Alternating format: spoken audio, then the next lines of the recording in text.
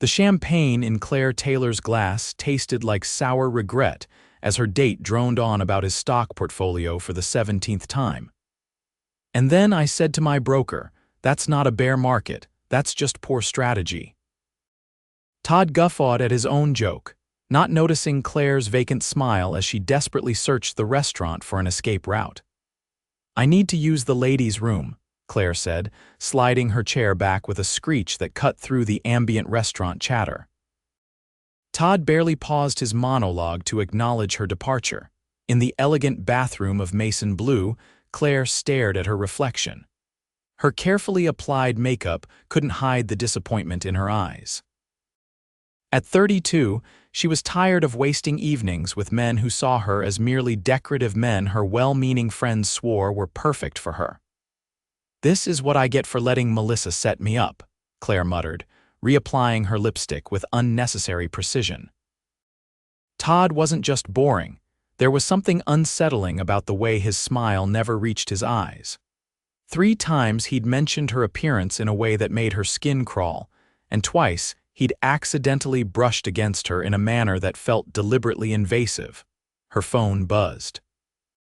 A text from her best friend, Zoe. "How's Mr. Investment Banking going?" Claire typed quickly. "Disaster. Need exit strategy. He keeps touching my arm and talking about his beach house in a way that makes me uncomfortable." The dots appeared immediately. "Fake emergency call in 5 mins." "Get out of there." Claire slipped her phone back into her clutch, took a deep breath, and returned to the table. Todd had ordered another round of drinks without asking. "You know," he said, his voice dropping to what he clearly thought was a seductive tone, "my apartment is just around the corner. Great view of the city, private balcony. That sounds." Claire began, searching for a noncommittal response when she noticed Todd's hand sliding toward hers across the white tablecloth. Before she could pull away, a tall figure appeared at their table. Claire Taylor. The stranger's voice was deep and confident. Claire looked up, confusion evident on her face. The man standing beside their table was striking dark hair, penetrating eyes, and a tailored suit that suggested success without flaunting it. She'd never seen him before in her life. "I'm Victor," he said, as if that explained everything. "Victor Vaughn, your sister's colleague. We met briefly at her holiday party last year." Claire didn't have a sister, but something in Victor's eyes, a quiet intensity, a silent message, made her play along. "Victor." "Of course," she said, infusing her voice with recognition she didn't feel. "What a surprise." Todd straightened in his chair, clearly annoyed at the interruption. "We're in the middle of dinner," he said flatly. Victor's expression remained pleasant, but his posture shifted subtly, a quiet assertion of presence. "I apologize for interrupting," he said to Todd before turning back to Claire. "I hate to be the bearer of bad news, but your sister just called me. There's a situation with your mother. She's been trying to reach you." Claire's hand flew to her purse. "Oh, my phone must be on silent. Is everything okay?" "She's at Memorial Hospital. Nothing life-threatening," Victor added quickly, "but she's asking for you." Claire stood, gathering her things with what she hoped looked like genuine concern rather than relief. "Todd, I'm so sorry, but I have to go. Family emergency." Todd's face darkened. "You can't just leave. We haven't even had our main course. I'm sure your mother is fine." Victor's jaw tightened almost imperceptibly. "Sir, I'd be happy to call you a cab if you've had too much to drink, but Claire needs to leave now." "This is ridiculous," Todd muttered, but something in Victor's steady gaze made him sink back into his chair. Claire quickly dropped some cash on the table. "For my portion of the bill," she said, though she hadn't ordered the second drink. Victor guided her toward the exit with a light touch to her elbow that somehow felt nothing like Todd's intrusive contact. As they stepped out into the cool evening air, Claire exhaled deeply. "Thank you," she said, turning to face her rescuer. "That was incredibly kind of you." Victor's serious expression melted into a warm smile. "No thanks necessary. I overheard some of his conversation from the bar. Seemed like you were looking for an exit." "Was it that obvious?" Claire asked, embarrassment coloring her cheeks. "Only to someone paying attention," Victor replied. He hesitated.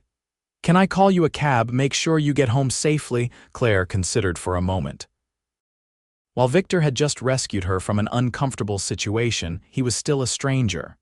Actually, I think I'll walk a bit first, clear my head, but thank you again, truly. Victor nodded, respecting her boundary. Of course. He reached into his jacket and produced a business card. If you ever need another emergency rescue, or just want to grab coffee with someone who promises not to talk about their stock portfolio. His smile was disarming, genuine in a way Todd's had never been. Claire accepted the card, glancing down at the embossed lettering, Victor Vaughn, CEO, Vaughn Innovations. A simple, elegant logo adorned the corner. Good night, Claire Taylor, Victor said, stepping back. Stay safe. Good night, Victor Vaughn, she replied, tucking the card into her purse before turning to walk down the lamp-lit street, feeling strangely lighter than she had all evening 3 blocks from the restaurant. Claire finally allowed herself to truly relax. The night air was crisp against her skin, carrying the scent of autumn and possibilities. Her phone buzzed again, Zoe checking in. Claire typed a quick response. False alarm, knight in shining armor appeared, tell you tomorrow. She continued walking, her heels clicking against the pavement, thinking about the mysterious Victor Vaughn. A CEO. Probably married with kids, she thought pragmatically. The good ones usually were. Lost in thought, Claire didn't notice the figure approaching until a familiar voice called out. Claire, she tensed, then relaxed when she recognized Todd's business associate, a man she'd met briefly at the beginning of their date. Mark, right? Yeah, he fell into step beside her. Todd sent me to find you. He's pretty upset about the way you left. Claire stopped walking. Look, Mark, the date wasn't going well. I'm sorry if his feelings are hurt, but he spent a lot of money on that dinner, Mark interrupted, his tone hardening. The least you could do is come back and finish it. Claire took a step back, suddenly aware of how deserted this section of the street had become. I left money for my portion. I need to go now. Mark grabbed her arm. Don't be like that. Todd's a good guy. He just wants another chance. Let go of me, Claire said firmly, trying to pull away. Is there a problem here? Claire turned to find Victor approaching, his expression calm but his eyes alert. Mark's grip loosened. This is a private conversation, man. Victor stepped closer. Claire, are you okay? I was just leaving, she said, relief evident in her voice. Mark looked from Claire to Victor, clearly reassessing the situation. Whatever, he muttered, backing away. Todd was right, you're not worth the trouble. They watched as Mark retreated toward the restaurant. When he was out of sight, Claire let out a shaky breath. Are you following me? She asked Victor, though there was no accusation in her tone. Victor shook his head. My car is parked this way. I saw you talking to that guy and something didn't seem right. He paused. I don't usually make a habit of intervening in strangers' evenings. Twice in one night is definitely a record. Claire smiled despite herself. Well, I appreciate it, again. She rubbed her arm where Mark had grabbed her. Tonight has been eventful. Victor glanced at his watch. Look, I know this might seem forward, but there's a coffee shop around the corner that stays open late. No pressure, but if you'd like to decompress from your evening over some caffeine, I'd be happy to accompany you. Totally public place. Lots of witnesses if I turn out to be secretly terrible. The self-deprecating humor made Claire laugh. She studied him for a moment. There was something trustworthy in his direct gaze. And after the evening she'd had, the thought of going straight home to an empty apartment seemed suddenly depressing. Coffee sounds perfect, actually, she decided. Lead the way. The cafe was cozy and half empty, with warm lighting and the comforting scent of freshly ground beans. They settled into a corner booth with their drinks, a latte for Claire, black coffee for Victor. So, Claire said, warming her hands around her mug, do you make a habit of rescuing women from bad dates, or was I just lucky? Victor smiled. Definitely not a habit, but when I heard that guy at the restaurant talking to you like you were a trophy he'd already won. He shrugged. I couldn't just watch my night in business casual, Claire said lightly. But really, thank you, Todd was. She shuddered slightly. There was something off about him from the beginning. Trust your instincts, Victor said. They're usually right, Claire nodded. So, Vaughn Innovations. What kind of innovations are we talking about? Victor's eyes lit up with genuine passion. We develop sustainable technology solutions, everything from solar-powered charging stations to eco-friendly building materials. He stopped himself with a self-conscious laugh. Sorry. I can talk about work for hours. Not very different from Todd and his stocks, I guess. No, it's different, Claire said thoughtfully. You're passionate about what your company does, not just what it earns. That's refreshing. They fell into easy conversation after that. Claire told him about her work as a landscape architect, specializing in urban green spaces. Victor shared stories about growing up in a small town before moving to the city for college. They discovered a shared love of old movies and hiking trails just outside the city. So how does a CEO end up alone at a bar on a Thursday night? Claire asked eventually, curious about the man across from her. Victor's expression turned wry. Board meeting ran late.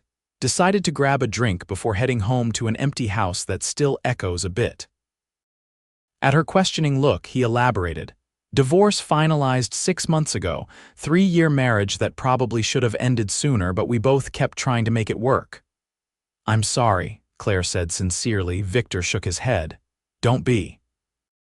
We're better as friends than we ever were as partners. What about you? How did you end up with Todd the Terrible? Claire groaned. My friend Melissa has made it her mission to see me happily settled before I turn 33. According to her, Todd was perfect on paper, successful, available, interested in settling down. She made air quotes around the phrase. She neglected to mention the part where he has the personality of a credit card statement and the charm of a tax audit. Victor laughed, a rich sound that made several cafe patrons glance their way. Claire found herself laughing too, the tension of the evening finally dissipating completely. They stayed until the cafe was closing, their conversation flowing easily from topic to topic. When they finally stepped outside, Claire was surprised to realize nearly 2 hours had passed. Can I offer you a ride home? Victor asked, gesturing toward a sleek black car parked nearby. Claire hesitated only briefly before nodding. That would be great, thank you. The car was luxurious without being ostentatious, much like Victor himself, Claire thought. As they drove through the nighttime city, she found herself studying his profile, wondering at the strange twist of fate that had brought him into her evening. When they reached her apartment building, Victor insisted on walking her to the door. Not because you can't handle yourself, he clarified, but because my mother raised me right. At her doorstep, Claire turned to face him. Thank you for salvaging what started as a truly terrible evening. It was my pleasure, Victor said sincerely. He seemed about to say something more, then stopped himself. Good night, Claire. Good night, Victor. As she closed her door behind her, Claire leaned against it, replaying the evening's strange turn of events. She pulled Victor's business card from her purse and studied it in the light of her hallway. CEO of Vaughn Innovations. A successful man who had stepped in to help a stranger without expecting anything in return. Claire placed the card on her kitchen counter, telling herself she'd decide in the morning whether to call him. But she already knew she would.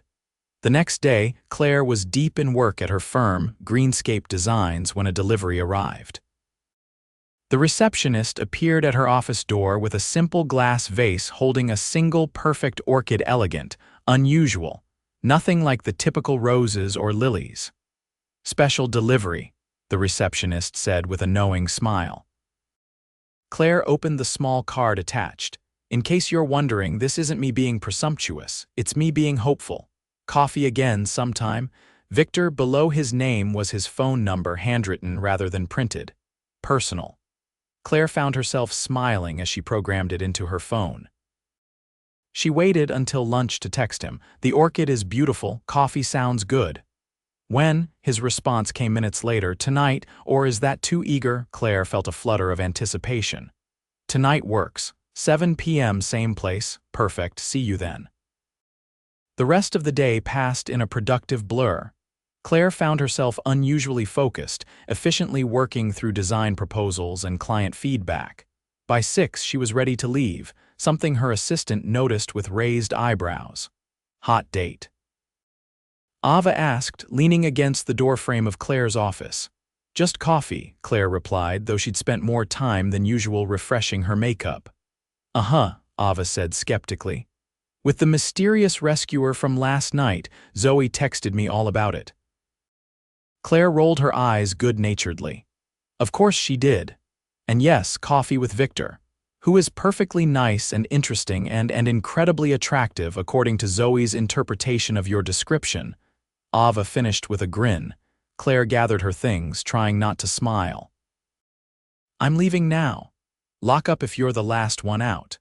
The cafe was busier than the previous night, filled with the after-work crowd seeking caffeine before evening plans. Victor was already there when Claire arrived, sitting at the same corner table they'd occupied before. He stood when he saw her, a genuine smile lighting his face. I was half afraid you'd change your mind, he admitted as she sat down. Claire raised an eyebrow. Because of the orchid, it was a nice touch actually, not overwhelming. I can't take all the credit. The florist talked me out of something more elaborate. His honesty was refreshing. I ordered you a latte, he added, gesturing to the steaming mug in front of her. I hope that's okay. Perfect, Claire said, wrapping her hands around the warm ceramic. Their conversation picked up as if it had never paused, flowing from work to favorite books to childhood memories. Victor told her about building his company from a small startup to the successful enterprise it was today, without a hint of arrogance in his telling. It wasn't all smooth sailing, he admitted. We nearly went bankrupt in the second year. I sold my car and moved into the office for 6 months to keep things afloat. Claire was impressed by his determination and lack of pretension. And now? I'm guessing you're not sleeping on an office couch anymore, Victor laughed. No, thankfully those days are behind me. Success came gradually, then suddenly. One major contract led to another, and before I knew it, we were expanding internationally. As the evening progressed, Claire found herself increasingly drawn to Victor's combination of confidence and vulnerability. He listened as intently as he spoke, asking thoughtful questions about her work and aspirations. What made you choose landscape architecture? He asked as they shared a slice of chocolate cake. Claire considered the question. I've always loved the intersection of nature and design, creating spaces that bring nature into urban environments, helping people connect with something green and growing. It feels meaningful. She smiled self-consciously. That probably sounds idealistic. Not at all, Victor said earnestly. It sounds purposeful. Most people never find work that fulfills them that way. Their coffee date extended into dinner at a small Italian restaurant down the street, and then a walk through a nearby park, illuminated by soft pathway lights. Can I ask you something? Claire said as they strolled past a fountain. Why were you alone at that bar last night, someone like you? I imagine you have options for company. Victor was quiet for a moment. The truth. After my divorce, I threw myself into work. It was easier than dealing with the failure of my marriage, but lately I've realized that success without someone to share it with feels hollow. He glanced at her. That sounds cliché, doesn't it? Maybe, Claire admitted, but clichés become clichés because they contain some truth. As they reached the park exit, Victor stopped. I've enjoyed this evening more than I expected to. Claire smiled up at him. Me too. It's strange meeting someone the way we did. Strange but fortunate, Victor said softly. In the gentle light, his eyes were warm and questioning. May I see you again, Claire? I'd like that, she replied, surprised by how much she meant it. Their third date was a Saturday afternoon at a small art gallery featuring local artists. Victor was attentive and genuinely interested in the artwork, offering thoughtful observations without trying to impress with false expertise. I know very little about art, he confessed as they studied an abstract painting, but I know what moves me. Claire found his honesty refreshing. "What moves you about this one?" she asked, gesturing to the canvas before them. Victor studied it, his expression thoughtful. "The contrast. Light fighting through darkness. Reminds me of difficult moments in life when hope seems distant but present." The insight surprised her. "That's exactly what the artist's statement says, actually." Victor shrugged, a smile playing at his lips. "Lucky guess." After the gallery, they walked to a nearby park where a food festival was underway. The autumn air was crisp, carrying the scent of spices and grilled delicacies from around the world. They sampled dishes from various vendors, sharing bites and impressions. "Try this," Victor said, offering her a piece of some exotic pastry. When a bit of filling clung to her lip, he gently brushed it away with his thumb, the gesture both casual and intimate. Claire felt a warmth that had nothing to do with the spiced wine they'd been drinking. There was something about Victor, a combination of strength and gentleness, confidence without arrogance, that increasingly drew her to him. As evening approached, they found themselves sitting on a park bench, watching the sunset paint the sky in vibrant oranges and pinks. "Can I ask you something?" Victor said, turning slightly to face her. "That night at the restaurant, what made you trust me? You didn't know me at all." Claire considered the question. "Instinct, I guess, something in your eyes," she smiled. "Plus, you weren't talking about your stock portfolio, so that was a point in your favor." Victor laughed, then grew serious. "I'm glad you trusted me. I'm glad you're here now." The moment stretched between them, charged with possibility. Victor leaned forward slowly, giving her time to pull away if she wanted. Instead, Claire met him halfway. The kiss was gentle at first, a question more than a demand. When Claire responded, her hand finding its way to the nape of his neck, the kiss deepened. Time seemed to suspend around them, the sounds of the park fading into background noise. When they finally broke apart, Victor's eyes were dark with emotion. "I've been wanting to do that since our coffee date," he admitted. Claire smiled, her heart racing. "I've been hoping you would." Their relationship blossomed over the following weeks. Victor introduced Claire to his world, gradually dinners at upscale restaurants where he was clearly known, an opera where they had box seats, a charity gala where he was a major donor. Claire was initially intimidated by the wealth that surrounded him, but Victor never made her feel out of place. "These events are just window dressing," he told her one night as they left a benefit dinner.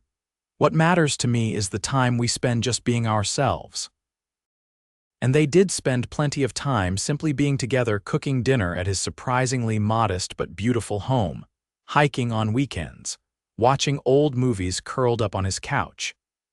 Victor was as comfortable in jeans working in his garden as he was in a tuxedo at a black tie event. Claire introduced him to her friends, who were initially skeptical of the whirlwind romance, but quickly won over by Victor's unassuming manner and obvious devotion to Claire. "He looks at you like you hung the moon," Zoe observed after meeting him. "And he's not at all what I expected from a tech millionaire." "What did you expect?" Claire asked, curious. "I don't know, someone more showy, arrogant. He's just so normal despite being able to buy a small country," Claire laughed. "He's just Victor to me, the money is incidental." And it was true. While Victor's wealth allowed for certain luxuries, it wasn't what defined him to Claire. What mattered was his integrity, his kindness, the way his face lit up when he talked about new sustainable technologies, the gentle way he listened when she spoke about her dreams. 4 months after their chance meeting, Victor surprised Claire with a weekend trip to a coastal town where he'd rented a beautiful beach house. They spent Saturday exploring local shops, eating at seafood restaurants and walking along the shore. As Sunday afternoon approached, Victor suggested one last beach walk before they needed to head back to the city. The wind had picked up, sending white-capped waves crashing against the shore. They walked hand in hand, occasionally stopping to examine an interesting shell or stone. "I've been thinking," Victor said as they paused to watch seagulls wheeling overhead. "Always dangerous," Claire teased, squeezing his hand. Victor smiled, but there was a seriousness in his eyes that made Claire's heart skip. He turned to face her fully, taking both her hands in his. "These past months have been the happiest of my life," he said. "Meeting you even the bizarre circumstances feels like the best kind of fate." Claire felt a flutter of anticipation. "I feel the same way." Victor took a deep breath. "When my marriage ended, I thought that was it for me. I convinced myself that love and work couldn't coexist in my life, that I had to choose. And then you came along and proved me completely wrong." He released one of her hands to reach into his pocket. "You make me want to be better as a man, as a human being. You challenge me, you support me, you make me laugh." He opened a small velvet box to reveal a ring that caught the afternoon sunlight, a perfect diamond flanked by smaller emeralds on a platinum band. "Claire Taylor," Victor said, his voice steady despite the emotion evident in his eyes. "I love you more than I thought possible. Would you do me the extraordinary honor of becoming my wife?" Claire felt tears well in her eyes. The wind whipped her hair around her face as she looked at the man before her, the stranger who had intervened on a terrible night and changed the course of her life. "Yes," she said, her voice clear despite her tears. "Yes, Victor, I will marry you." Victor's face broke into a radiant smile as he slipped the ring onto her finger. Then he was lifting her, spinning her around as they both laughed, joy overwhelming them. When he set her down, he kissed her deeply, a promise of all the years to come. "I love you," Claire whispered against his lips when they finally broke apart. "And I love you," Victor replied, resting his forehead against hers. "From the moment I saw you looking desperately for an escape route at that restaurant," Claire laughed. "My night in business casual." "Always," he promised, taking her hand as they turned to walk back along the beach, the setting sun casting long shadows before them, illuminating the path ahead. Their wedding 6 months later was intimate but elegant, held in a botanical garden that Claire had helped design. Victor's eyes never left her as she walked down the aisle in a simple gown that made her look like she'd stepped out of a dream. Their vows were personal and heartfelt, bringing tears to the eyes of their guests. When the officiant pronounced them husband and wife, the kiss they shared was both a culmination and a beginning. The reception was joyful, filled with laughter and dancing. Claire's friend Melissa, whose disastrous matchmaking had inadvertently led to this moment, gave a tipsy, emotional toast. "I thought I was setting Claire up with the perfect man," she said, raising her champagne glass. "I was wrong. The universe had someone much better in mind." To Claire and Victor, proof that sometimes the worst dates lead to the best destinies. Later, as they swayed together for their first dance, Victor held Claire close. "Happy," he murmured against her hair. "Completely," she answered, resting her head against his chest, feeling the steady beat of his heart. "Who would have thought that escaping a bad date would lead me to you?" Victor smiled, thinking of the strange twist of fate that had brought them together. "Sometimes the worst evenings lead to the best beginnings," he said, echoing Melissa's sentiment. "And this is just our beginning, Claire Vaughn." Claire lifted her face to his, love shining in her eyes. "I can't wait for the rest." As they danced, surrounded by the people they loved in a garden blooming with possibility, both knew with absolute certainty that they had found in each other not just a partner, but a home. From an uncomfortable dinner and a chance intervention had grown a love neither had expected, but both now knew they couldn't live without. And in the years that followed through the birth of their children, the growth of their careers, the inevitable challenges and triumphs of a shared life, they would often look back on that fateful night with wonder and gratitude. A bad date, a timely rescue, and 2 lives forever changed by the simple courage to trust a stranger who would become everything.